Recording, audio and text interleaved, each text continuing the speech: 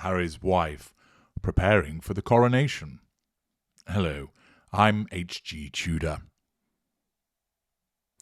Later this year, in May, King Charles III's coronation is taking place. He wants a scaled-down version.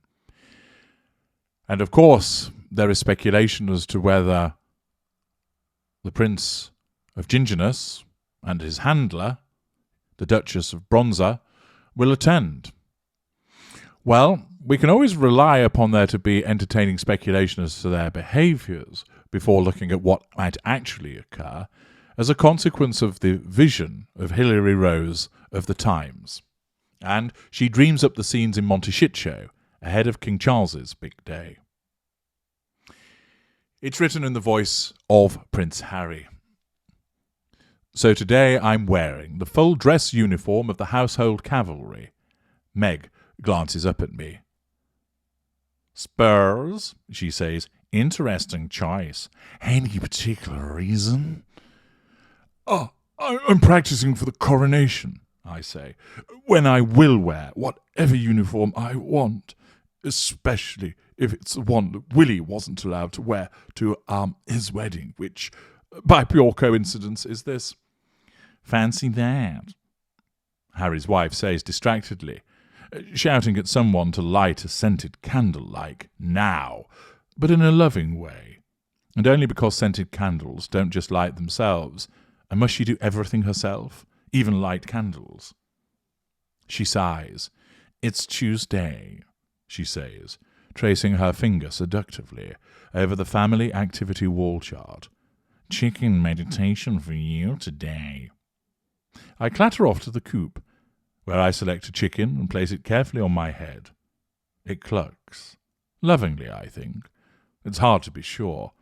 I close my eyes and think furious and irrational meditative thoughts about Pa's coronation, which I will share on international television, or in a bug, for a fee, just as soon as I've finished calming myself in the coop. We now know there's going to be 3 days of events in May, including the actual coronation at Westminster Abbey and a concert at Windsor Castle with Hollywood A-listers and rock stars. The joyful bank holiday weekend will close with a day of picnics and street parties to celebrate the best of British and public service and volunteering and everything that is noble and just like us. Oh, it's just like us, I told Meg when I read the news in the Sunday papers, which we don't read, or at least not often, and definitely no more than once a week. We live a life of service, doing good deeds in private, because we are not boastful, although we make sure always to take a photographer, and also making potloads of money because we are philanthropists. I think that's a non sequitur, Harry's wife says.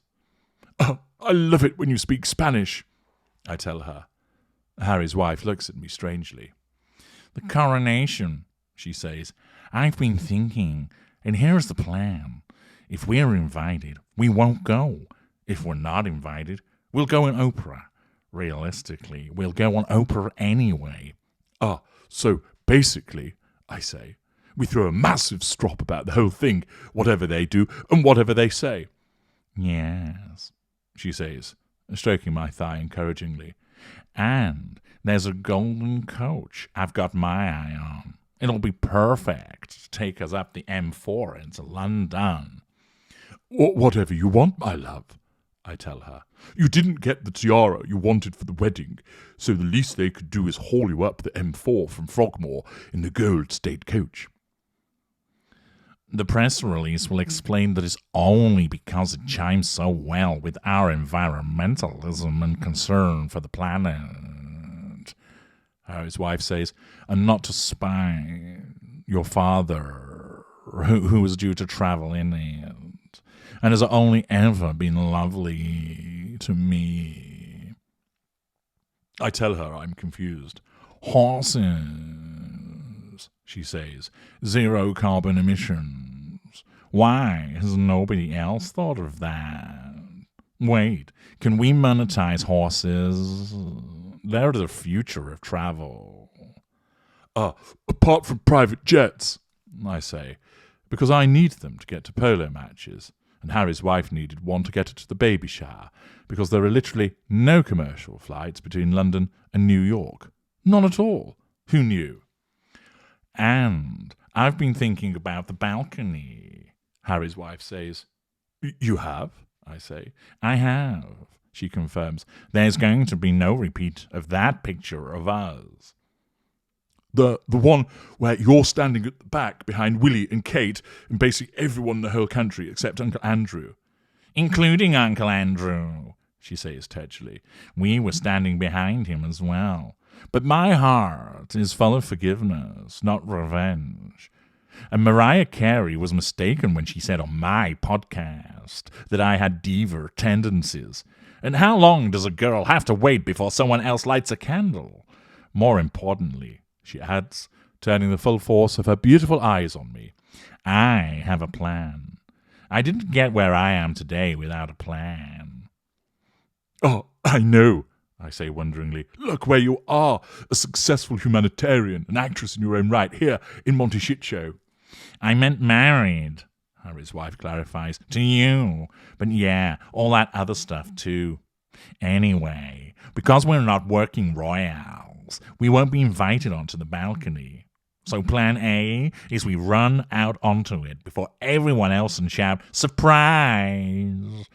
Plan B is we bide our time till they're all out there, and just shove our way to the front. What's the worst they can do?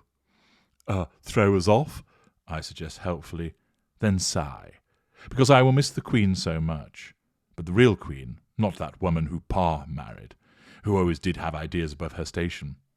Harry's wife mutters something about it not being possible to have ideas above your station when you're married to the actual king. And it might have been helpful, she adds under her breath, if, before we went on our first date, someone had explained to me that it was never going to be you. I love you, I tell her, and the lucrative life based on bitterness and resentment which we have built for ourselves. Also, Spurs? Yes? No? Maybe. So there we have it, the entertaining musings of Hilary Rose once again.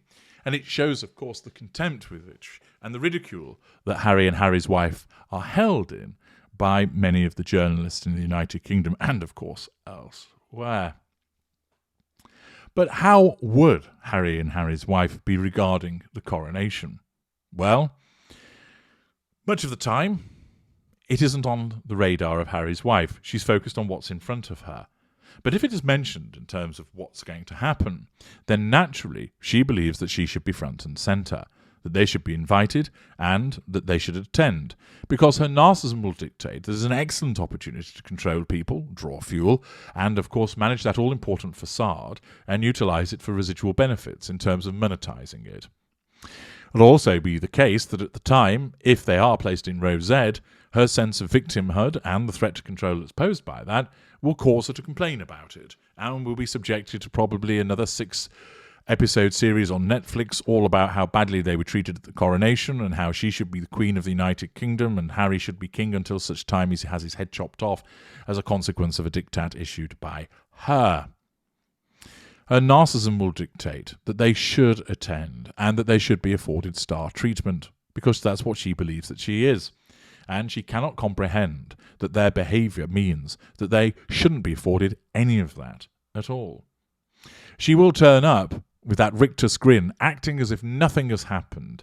The fact that the contents of Spare had never been written, the contents of the Netflix docuseries were never aired, the further interviews that the two of them have engaged in never occurred, because of the compartmentalisation of her narcissism.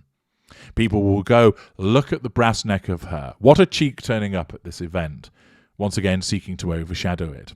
Indeed, I've noticed already that her mindless supporters have all been saying that they're not going to bother with the coronation because it's Archie's birthday and they're focused on that instead, showing not only how ill-mannered they are, but also their blind, selfish devotion to the grifting Duchess of Overseas.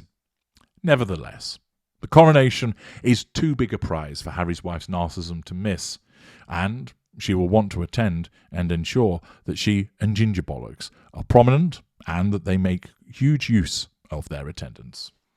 I'm H.G. Tudor. Thank you for listening.